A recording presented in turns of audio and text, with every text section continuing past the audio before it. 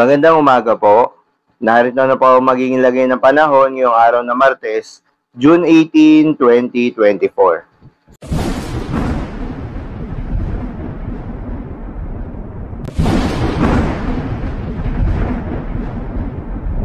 Sa kasalukuyan na tayong sa pag-asa, itong southwest monsoon o hanging habagat ay patuloy na nakakaapekto sa may western section ng Southern Luzon at Visayas. Kaya naman asahan yung maulap na kalangitan na may kalat-kalat na mga pagulan at pagkidlat pagkulog. Habang sa nalalabing bahagi ng ating bansa, ay asahan naman yung bahagyang maulap hanggang sa maulap na papawirin na may mataas na tsansa ng mga localized thunderstorms lalo na sa hapon at sa gabi. Magandang balita naman dahil ayon sa pag-asa ay walang binabantayan na bagyo o low pressure area sa loob ng ating Philippine Area of Responsibility na maaaring makaapekto sa ating bansa. Ngunit ayon sa Joint Typhoon Warning Center ay may nabuong ang bagong sama ng panahon sa labas ng ating Philippine Area of Responsibility na pinangalanan ng nasabing ahensya na Invest 96W. Sa ngayon, mababa pa ang tsansa nito na maging isang ganap na bagyo ayon sa pagtala ng mga weather models. Ngunit hindi pa rin inaalis ang posibilidad nito. Posibleng tutumbukin ito ang bansa at magdadala ng malawakang pag-ulan sa malaking bahagi ng Luzon at Visayas ngayong parating na Huwebes o Biyernes.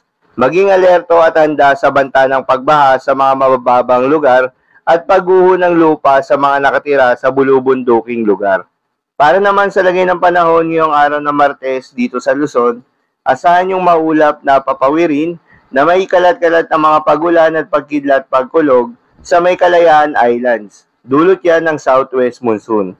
Posible ang mga pagbaha o pagguho ng lupa dahil sa katamtaman hanggang sa kung minsan ay malakas na pagulan.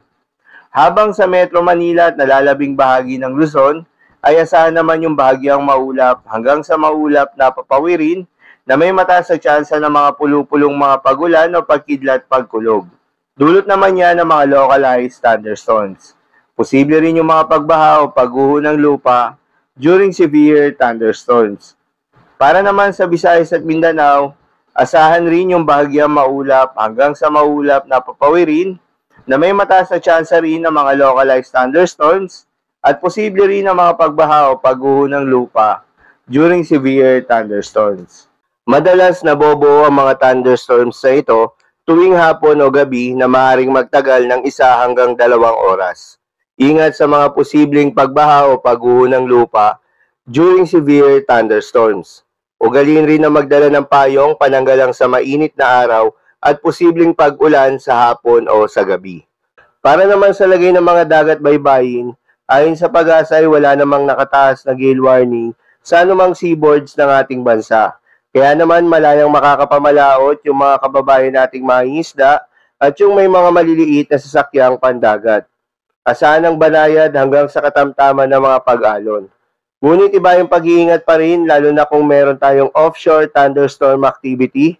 Asahan pa rin yung mga tsansa ng malalakas na hangin at kaakibat nito ang bahagyang pagtaas ng mga alon. So, lamang po para sa lagay ng panahon ngayong araw ng Martes. Keep safe everyone.